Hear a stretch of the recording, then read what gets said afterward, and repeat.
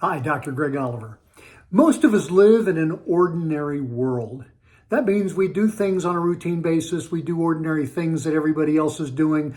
We get up every morning. We go to work. We have a cup of coffee, something like that. We pay our bills. We take care of our kids and our family. We do all the things that have to be done. And that's an ordinary world, and there's nothing wrong with that. But here's the thing. When it comes to our health, when it comes from taking care of ourselves and setting an example for our family, we can become extraordinary. We can do the things that most people don't.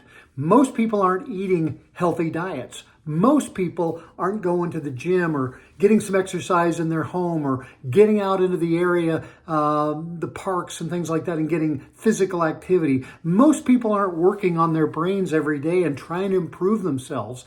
Most people aren't doing that. That's the ordinary life. Don't be ordinary. Be extraordinary and do those things that get the best out of life and that make you the best person you can be. Take care of your health, take care of yourself, then you can take care of those around you.